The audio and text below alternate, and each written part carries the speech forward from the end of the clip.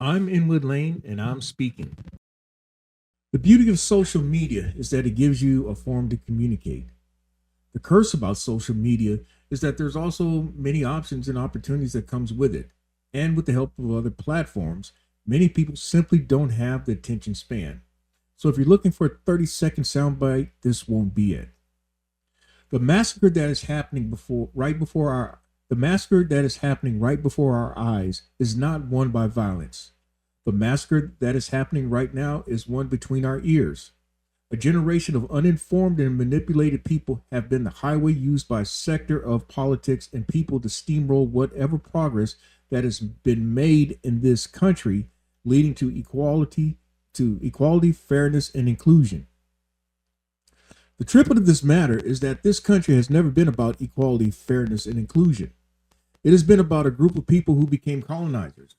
In the process, they stole and they did their damnedest to eradicate one group of people, the Native Americans, and they did their damnedest to keep one group of people enslaved first by shackles and then later socially and economically.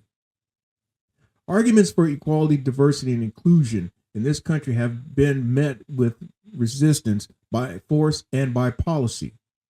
What occurred on January 6, 2021 was the closest this country had seen acts of force by resistance in this century. But those acts of force have been marked throughout this country's history. The Boston Tea Party, for example, was celebrated as the colonists shot across the bow, arguing against taxation without representation. These white people portrayed themselves as Native Americans and routed a British ship by throwing its contents of tea into the bay as a protest. Interestingly, the first person who is said to have died in the colonists' resistance against British rule was a black man, Crispus Attucks, who in what was known as the Boston Massacre 3 years prior in 1770. According to my memory, the British soldiers who were tried were famously acquitted based in part of Attucks being portrayed as possibly a leader of a crowd of sailors that railed against British soldiers. A motley rabble of sauce boys, Negroes, and mulattoes, Irish tags, and outlandish jacktars are what they were described. Can we truly say that this country's founding was on diversity, equality, and inclusion? No. We can't be naive to think that. What we can say is, at least in the eyes of non-white groups that have existed in this country, there's always been a light, there's always been a fight to be viewed as equals, having the same full rights and privileges as white colonizers of this country. The groups of people who have fought for that kind of equality were blacks, my my ancestors, my predecessors, then Native Americans. Over time, the groups also have included women, Latinos, Asians, gays, transgendered, and handicapped people. Now, all of this is kind of a backdrop to what's going on right now. We've got the current administration led by the orange felon liar. And what they're trying to do is take this country back to its beginnings, literally. And in its beginnings, you got to look at what is being referenced to and used by this administration. And during the campaign season, there was talk about Project 2025. Project 2025. People on one side of the political discourse are saying, "Hey, look, y'all need to pay attention to this. If they got this stuff out, they intend to use it, and damn if they ain't using it right now." So, what I want to do is discuss about Project 2025 and come back to my initial thought. Now, this document was published in 2023. And some of the things that I took notes of were some of the things that they have used in their campaign rhetoric and what they're using even now to justify their actions of steamrolling through the federal government, as we know, steamrolling through equality, diversity, and inclusion, as we know, and pretty much the way of life. One of the things that I first took note of was the term they used, cultural Marxism. This is a term that's used by white supremacists, right wingers, and even church folk who argue that the traditional Christian and conservative values are despised and being replaced by, quote, liberal values. They would basically call Jesus of the Bible a Marxist. They say that the federal government is a behemoth, weaponized against American citizens and conservative values with freedom and liberty under siege as never before. They say the task is to reverse this tide and restore the republic to its original moorings. And that is a key word right there. Original moorings. So that means they want to go back to its original, everything that was what was once before. And when you look at the word moorings, what does that mean? It's original foundations. That's kind of what things are constructed by. So what would be original moorings? Slavery, white dominance, specifically white male dominance, and black irrelevance. What 14th Amendment? What First Amendment? What Second Amendment? What Fourth Amendment? What civil rights? What voting rights? Only one group of people, when this country was established by the colonizers, had enjoyed full privileges of this country and the entitlement to, as they say, life and liberty.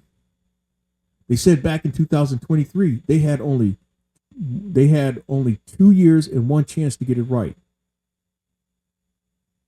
Now, if you think back to the 2024 campaign, former Vice President Kamala Harris and her running mate Tim Walz did their part by warning people about Project 2025. Obviously, there was a significant sector of the electorate that didn't want to heed the warnings, and they outright ignore it.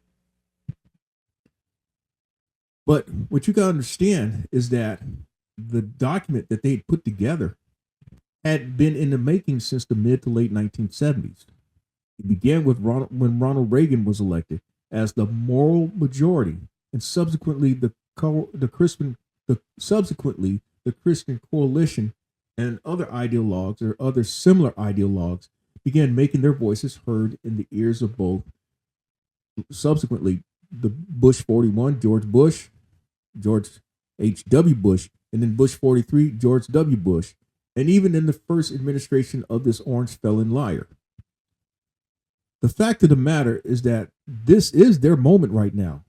And it's been a perfect storm formed and is now making it. It was a perfect storm that was formed and is now making its impact upon American society and the world. If you look in their document, they claim that inflation is an issue.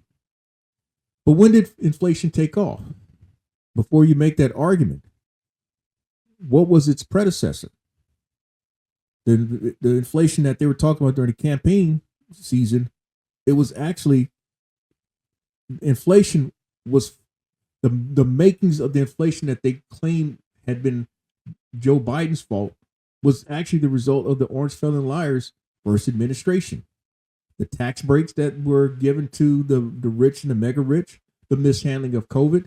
Oh, remember the cost of eggs and gas? Are they not still going up? They talk about drug overdoses and deaths escalated by fentanyl, which has ravaged really white families. If you look at the statistics that are out there, the breakdown is 78% male have been the death rates have been 78% male, 22% female, of which 50% of the people who died to the fentanyl abuse were white, 29% Hispanic, 20% black, and then less than 1% Asian. They talk about toxic normalization of transgenderism, drag queens, and porn invading school libraries.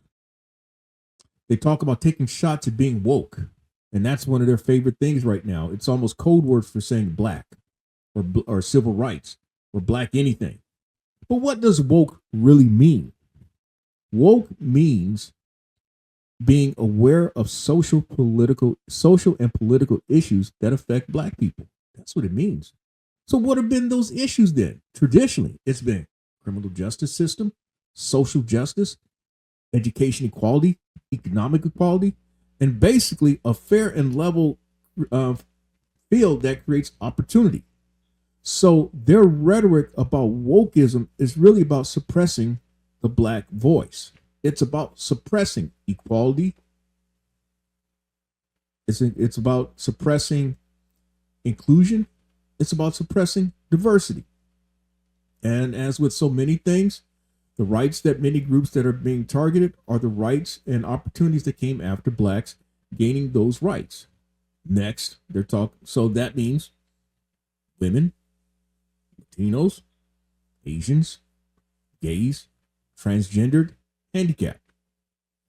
Now, if you actually search for yourself, it is believed that Ronald Reagan, during his 8 years, implemented roughly 60% of the recommendations that became policy from the Heritage Foundation's first mandate leadership handbook that was handed to him. Ronald Reagan may have been credited with leading the United States and leading the world to victory in the Cold War.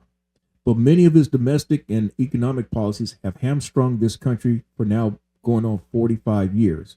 And I'm talking about lost wages that had been on a decline.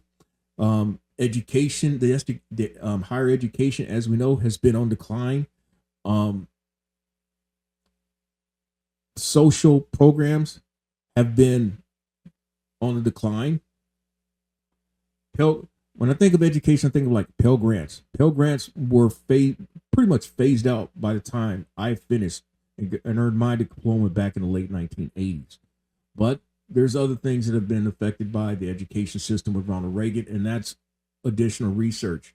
But one of the things that can be said that has been a constant target of the conservatives, the right wing, the Republicans, has been the education system, the public education system, the Department of Education. But only since, guess what? Brown versus Board of Education. That's 1954. It's been under attack ever since that decision. And then when the Civil Rights Act was passed, the Voting Rights Act of the Civil Rights Act of 1964 was passed, and then the Voting Rights Act of 1965. It has been a concerted effort. These people have played the long game, looking to find ways to dismantle what had been legislated. They've mapped out, according to their propaganda, that they must then restore the family as the centerpiece of American life and protect children. The family as the centerpiece of American life. But what do they portray as the family? White family. They don't portray. It's always been about the American. The idea of the American family has always been the white family. Their goal. They must then also dismantle the administrative state and return self-governance. The administrative state dismantle and that's exactly what they're trying to do. Administrative state meaning agencies, federal agencies that have been given in which Congress has deferred to for expertise and guidance to assist with putting together legislation. They want to do away with that. Their idea of returning to self-governance is, by definition, a representative government that is supposedly of, by, and for the people. How is that possible with this country fast? How is that possible with this country fast heading towards a dictatorship and totalitarianism? By definition, self-governance is based on the people giving permission for individuals to represent and govern them. Okay? The argument of freedom is doing what we please, and we argue about whatever rights that we have. But yet, if there's self-governance, if we give permission for individuals to represent and govern us, then they must hear us. They must hear us out, right? They must hear everyone out. According to their argument, they must defend national sovereignty, borders, and bounty against global threats. They also say that they must secure God-given individual rights to live freely, the blessings of liberty, as what's said in the preamble of the Constitution. But who are those blessings of liberty for? They talk about the well-being of the American family, but which family? In the beginning, they certainly weren't talking about a black family. They must be talking about a white family, a male-dominated white family. So then they say that 40% of all children are born to unmarried mothers, including more than 70% of black children. They also say that the fatherless is one of the principal sources of American poverty, crime, mental illness, teen suicide, substance abuse, rejection of the church, and high school dropouts. Again, to whom are they referencing to? Black males are incarcerated at rates multiple times higher than white males. They talk about threats. The threat of tax exempt status of churches and charities that reject woke progressivism. They claim that they will turn to Christian schools and clubs with the same totalitarian intent. But what is happening with the current administration? They accuse things on one end, but what do they applaud on the other end? So, according to Project 2025, when they put all this together, they said that they believe that the next conservative president must make institutions of American civil society hard targets for woke culture warriors. You keep hearing this word woke, woke, woke. I just mentioned that the term woke was used by blacks to be of being socially conscious, politically conscious. The fight for equality, the fight for supposedly having a level playing field, the fight for opportunity. So the term woke is a threat to them. It's a threat to their very existence. That's what it amounts to. So then they start talking. So then they say this starts, according to their text, it says this starts with deleting terms like sexual orientation and gender identity, gender diversity, gender equity, and include. Well, they say this starts with deleting terms of like sexual orientation and gender identity. This is where you get that proclamation that there's two sexes, male and female, and there's no gender. They talk about deleting terms of diversity, equity, and inclusion, or equality and inclusion, gender equity, gender equality, gender awareness, gender sensitive, abortion, reproductive health, reproductive rights, and any other term to deprive Americans' First Amendment rights out of every federal rule, agency, regulation, contract, grant, regulation, and piece of legislation that exists. This is the assault that is happening right now. So guess what? One thing that I noticed in reading their propaganda, I see where Title IX, in fact, it's been in the news lately about about the Office of Civil Rights. According to this current administration, they're saying that the NIL, the name, image, and likeness, the money that should be divvied up among all the student athletes equitably among male and female athletes. They're saying that, in fact, let me do this.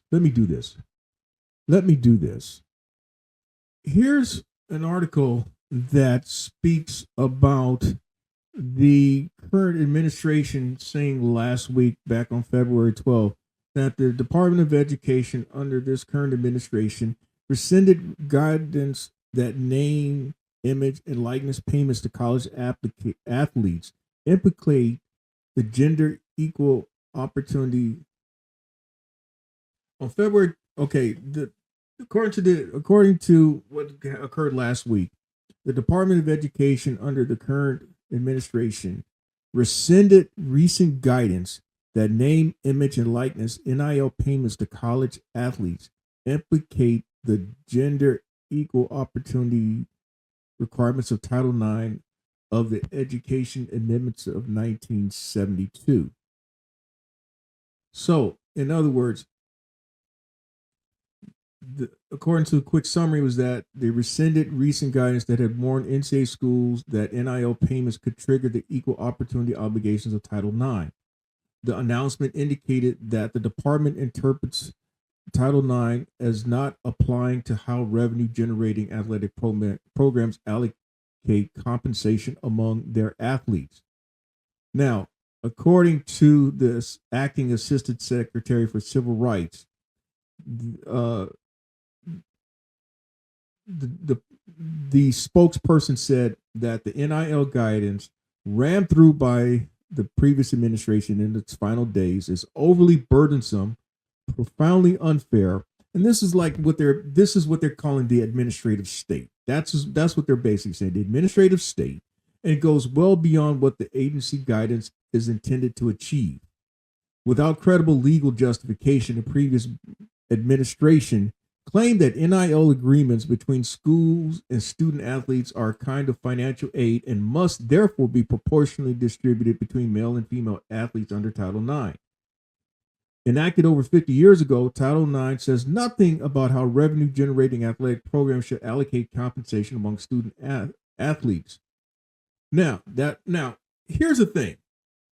That is a typical Republican, right-wing, conservative reply to things when it's trying to fight against what is considered progressive, what is considered equitable, what is considered inclusionary, what is considered diverse. Simple as that. That is what you call with Supreme Court arguments originalist statement, because Title IX did not specifically say anything about Title IX did not specifically say, because it did not say that in the original language. Therefore, it is not applicable 50 years later, over 50 years later. So here's what Title IX said. No person in the United States shall, on the basis of sex, be excluded from participation in, be denied benefits of, or be subjected to discrimination under any education program or activity receiving federal funding assistance, except that, in regard to admissions to educational institutions, blah, blah, blah, blah, blah, admissions. But that has been the basis of the progress that women have made under Title IX.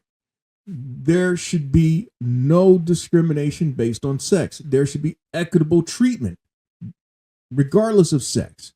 And so one of the arguments that was furthered by the 1990s was proportionality, in that women actually comprised the majority of the college population. So therefore, the scholarships should reflect that. Okay, proportionality had become a tested application of the law.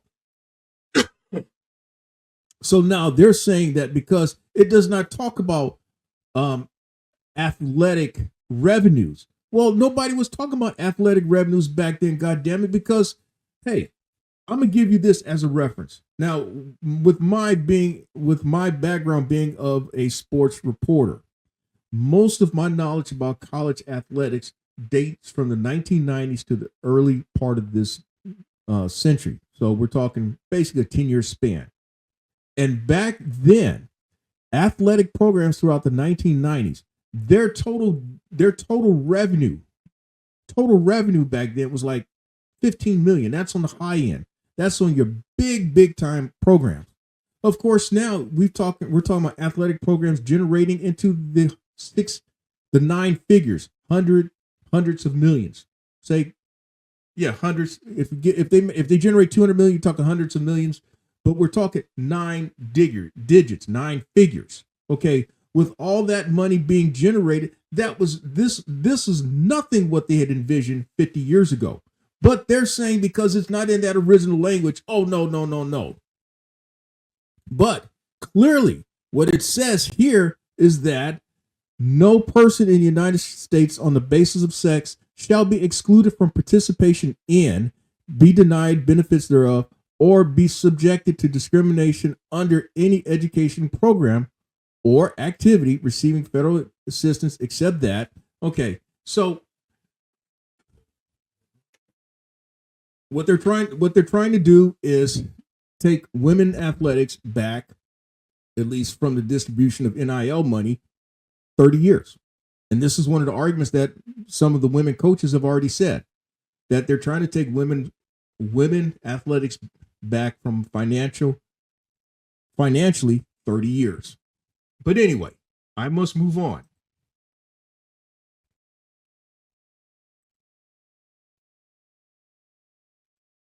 What we do know is that women in general have benefited most from diversity, equality, and inclusion programs.